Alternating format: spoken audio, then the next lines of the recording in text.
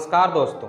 अगर एक लड़का पेपर बेचते बेचते भारत का राष्ट्रपति बन जाए तो आप क्यों नहीं। अगर एक लड़का पेपर बेचते बेचते मिसाइल मैन बन जाए तो आप क्यों नहीं। तो आज के इस वीडियो में हम एक ऐसे व्यक्ति के विषय में चर्चा करने वाले हैं जो केवल भारत के राष्ट्रपति और मिसाइल मैन ही नहीं बल्कि बच्चों के बहुत बड़े चहेते भी जाने जाते हैं, या कहा जाए तो बच्चों के सुपर हीरो।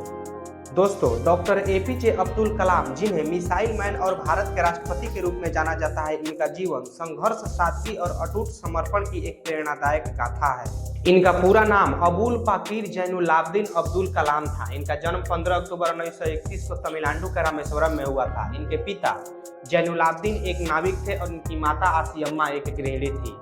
इनका परिवार आर्थिक रूप से समृद्ध नहीं था, इसीलिए अब्दुल कलाम ने बचपन में ही पेपर बेचकर अपनी पढ़ाई और परिवार की मदद की। इन्होंने अपनी स्कूली शिक्षा रामेश्वरम के स्वार्ट्ज मेमोरियल स्कूल से ही पूरी की थी। इन्होंने सेंट जोसेफ कॉलेज तिरुचिरापल्ली से भौतिकी में स्नातक भी किया था। इसके बाद वे 1955 में मद्रास इंस्टीट्यूट ऑफ टेक्नोलॉजी चले गए, जहां इन्होंने एरोस्पेस इंजीनियरिंग की पढ़ाई की। इनका सपना एक फाइटर पायलट बनने का था, लेकिन वे चयन में 9वें स्थान पर रहे, जबकि कुल 8 रिक्तियां ही खाली थी, जिसकी वजह से इनका फाइटर पायलट बनने का सपना टूट गया। इसके बाद कलाम साहब ने भारत के रक्षा और अंतरिक्ष क्षेत्र में अपना ऐतिहासिक योगदान दिया। इन्होंने रक्षा अनुसंधान और विकास संगठन से अपने करियर की शुरुआत की। 1969 में वे पहली बार इसरो से जुड़े, जहां इन्होंने भारत के पहले स्वदेशी उपग्रह प्रक्षेपण यान के परियोजना निदेशक के रूप में कार्य किया। इनकी सफलता की वजह से अंतरिक्ष में रोहिणी उपग्रह को स्थापित किया गया था। वे इंटीग्रेटेड गाइडेड मिसाइल और डेवलपमेंट प्रोग्राम के मुख्य कार्यकर्ता थे। इन्हीं के नेतृत्व में पृथ्वी और अग्नि जैसी शक्तिशाली मिसाइलों का निर्माण किया गया था।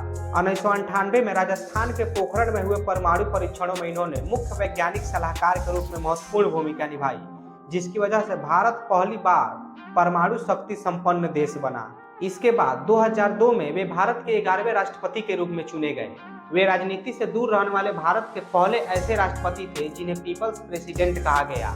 इन्होंने राष्ट्रपति भवन के दरवाजे हमेशा के लिए जनता और बच्चों के लिए खोल दिए थे। कलाम साहब का ऐसा मानना था कि युवाओं में देश को बदलने की शक्ति है। इन्होंने कई प्रसिद्ध पुस्तकें लिखी, जैसे अग्नि की उड़ान, इंडिया 2020, इग्नाइटेड माइंड्स। 27 जुलाई 2015 को शिलोंग में छात्रों को संबोधित करते समय उन्हें दिल का दौरा पड़ा और वे इस दुनिया को अलविदा कह गए। वे अपने अंतिम सांस तक उसी काम को करते रहे जो उन्हें सबसे प्रिय था, छात्रों को दिखाना। कलाम साहब की 2 अनमोल लाइनें मैं आपको सुनाना चाहूँगा। पहला, सपने वो नहीं होते हैं जो आप सोते समय देखते हैं, बल्कि सपने वो होते हैं जो आपको सोने नहीं देते हैं। दूसरा, इंतजार करने वालों को उतना ही मिलता है जितना कि कोशिश करने वाले छोड़ देते हैं।